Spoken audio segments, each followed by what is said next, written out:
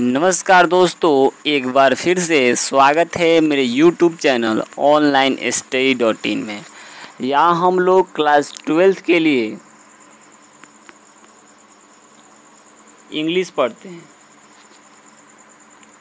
और आज हम पढ़ने वाले हैं ओल्ड टू ऑटम का फुल एक्सप्लेनेशन। पिछले वीडियो में हमने पढ़ा है इसके लिए परिचय, तो चलिए बिना टाइम वेस्ट किए स्टार्टअप करते हैं इस वीडियो को। Season of mist close bosom friend of the maturing sun. ये जो कोहरे का मौसम होता है, यह मैच्योरिंग सन का घनिष्ठ मित्र होता है। मैच्योर का मतलब आप समझ रहे हैं, परिपक्व होता है इसका Hindi. Conspiring with him how to load and bless with fruit the vines that round the thatch eaves run. और ये दोनों मिलकर कंस्पायरिंग कर रहे हैं कि किस तरह से जो है पौधों को लोड कर देना है, किसे तो फलों से, वाइन्स और लताओं को भी फलों से लाद देना है। द राउंड द थैस्ट इप्स रन, और जो छज्जे पर जो लताएं हैं उनको भी फलों से लोड कर देना है। To bend with apples the most cottage tree and fill all fruit with ripeness to the core। और सेब के पेड़ पर इतना सेब लोड कर देना है कि वह झुक जाए। And fill all fruit with ripeness to the core, और सभी फलों को फिल कर देना है with ripeness to the core, उसके एकदम भीतर तक उसको पका देना है। To swell the gourd and plump the hazel cell with a sweet kernel to set budding more. और क्या करना है कि जो गॉड है मीन्स कद्दू को स्वेल कर देना है, मोटा कर देना है। And plump the hazel cell with a sweet kernel, और हैजल सेल का मतलब होता है अखरोट, एक तरह का नट है, नट से एक तरह का। तो अखरोट के बीज को जो है उसको भी प्लम्प कर देना है, मोटा कर देना है। आगे ये क्या कंस्पायरिंग कर रहे हैं, to set budding more and still more later flowers for the bees. और क्या करना है कि जो फूल वाले पौधे हैं उनमें ज़्यादा से ज़्यादा कलियों को खिला देना है, ताकि वो बाद में मधुमक्खियों के लिए फ्लावर बन सके, फूल बन सके। Until they think warm days will never cease, ताकि मधुमक्खियाँ सोचे कि ये जो वार्म डे है, जो गर्मी का मौसम है, ये कभी ख़त्म ना हो, कभी समाप्त ना हो। For summer has overbrimmed their climbing cell, और इस समर, इस गर्मी के मौसम में मधुमक्खियों का जो छत्ता होता है वो रस से भर जाता है, ओवरब्रिम्ड हो जाता है। चलिए अब नेक्स्ट स्टेंजा देखते हैं। हु हाथ, ये आप समझेंगे आप, ये जो हाथ लिखा है ना, ये जो है ये हमारा हैज़ है। अकॉर्डिंग टू मीनिंग ये हमारा हैज़ है। नॉट सीन दी, ये जो दी आपका ये हमारा यू है, ये हमारा यू है। ऑफेन, ये ऑफेन है, ऑफेन मीन्स अक्सर। दाई, दाई ये जो है हमारा दाई वाला, दाई मीन्स हुआ यू का पोसेशन, यानी कि योर। दाई मीन्स हुआ योर, मीन्स किसने तुमको स्टोर में नहीं देखा है। स्टोर मतलब समझ लिए जहाँ पर अनाजों का भंडारण किया जाता है, एक तरह से गोदाम समझ लिए।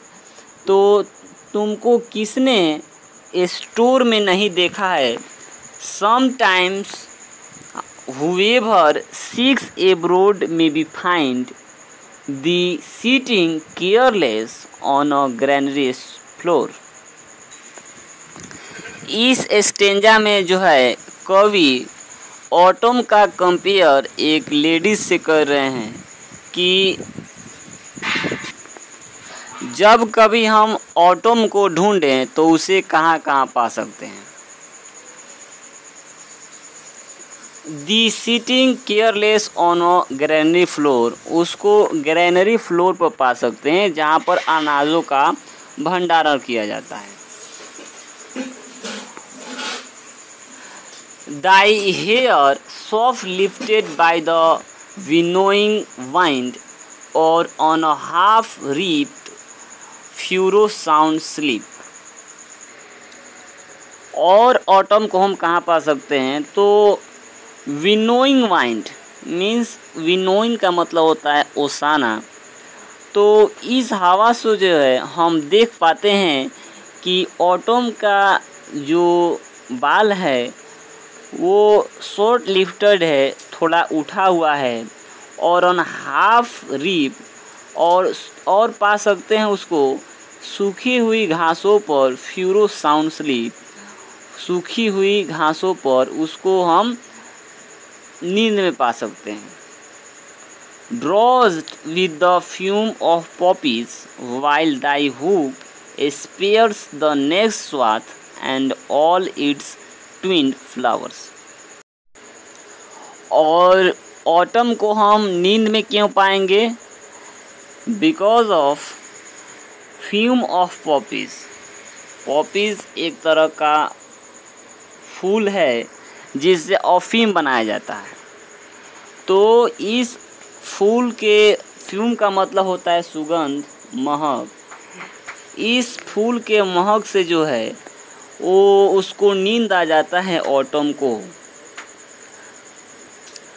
और इस नींद में जो है वाइल द हुक का मतलब होता है हंसिया, और हमारे बिहार में इसको हंसुआ भी कहते हैं, हंसुआ।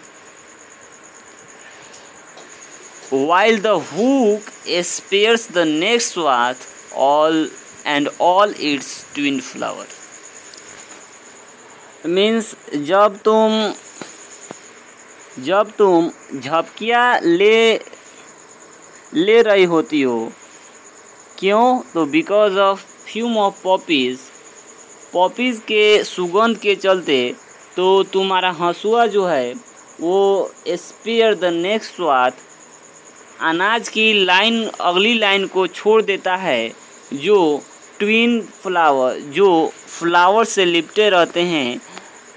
किस फ्लावर से, तो पॉपीज़ के फ्लावर से। और मैंने आपको बताया कि पॉपीज़ के फ्लावर ऐसे फूल होते हैं जिनसे अफीम बनाया जाता है।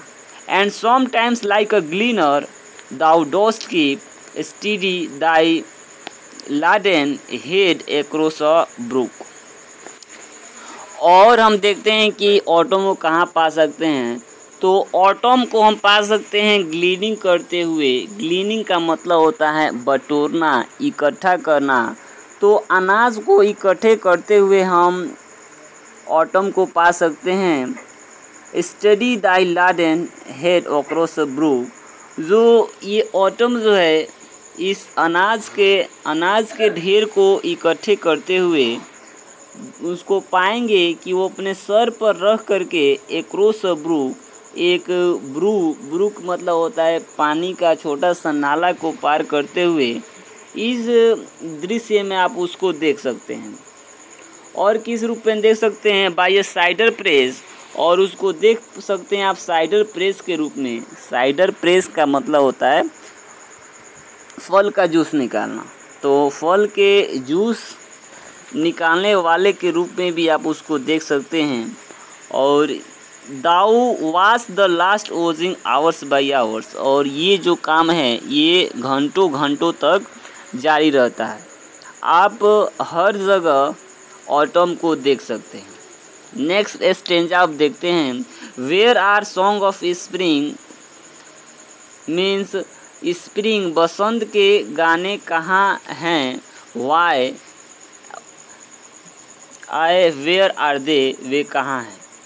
Think not of them thou last thy music too, while bad clouds bloom the soft dying day.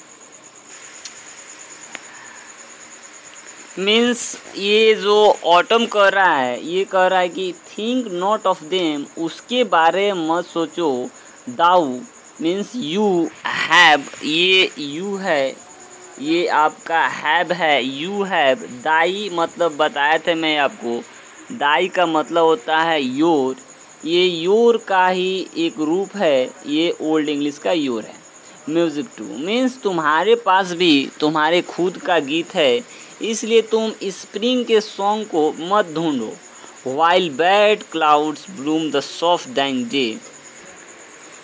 Soft dying day, soft dying day का मतलब हुआ जब दिन ख़त्म होने वाला होता है, जब यानी कि जब शाम के समय आप देखेंगे, जब ऐसा लगता है कि बादलों के टुकड़े जो हैं वे सूर्य किरण से चमक रहे हों।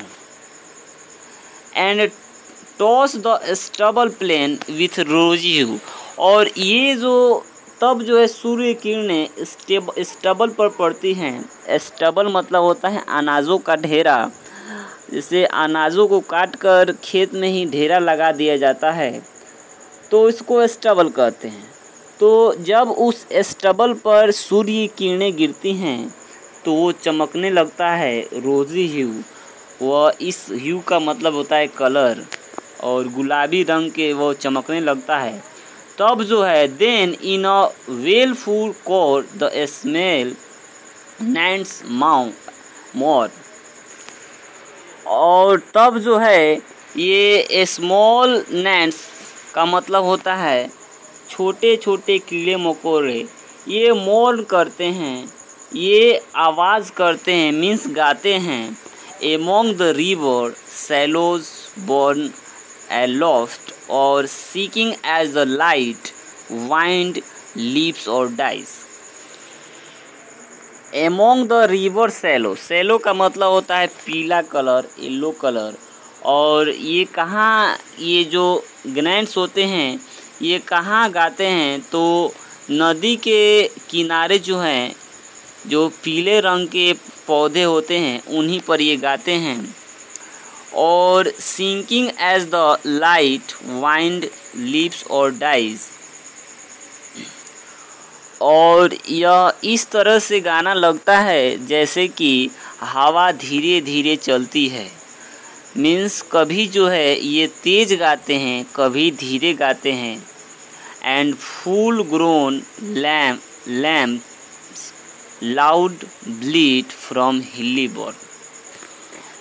और इसके बाद आप पहाड़ की चोटियों पर से, हिली बॉर्न पहाड़ की चोटियों पर से आप लैम्प देखिए, लैम्प्स का मतलब होता है मेमना, और ब्लीड का मतलब होता है मेमने की आवाज़ से वो मेमी आते हैं। तो मेमने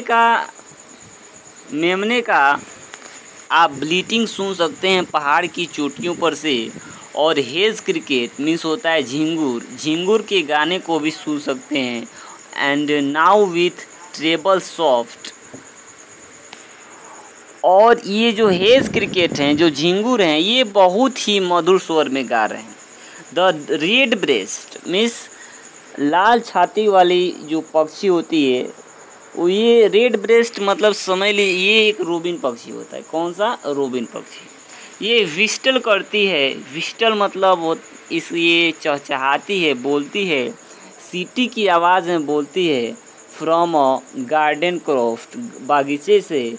and gathering swallows twitter in the sky, और जो स्वालोज है ये भी एक तरह का पक्षी है, तो स्वालोज भी आसमान में चहचहाती है।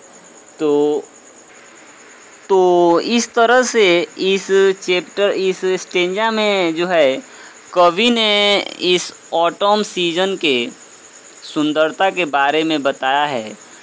तो ये वीडियो कैसा लगा आप कमेंट में ज़रूर बताएं, और चैनल पर नए हैं तो चैनल को सब्सक्राइब करें। तो आगे मिलते हैं एक नए वीडियो के साथ, तब तक के लिए जय हिंद जय भारत।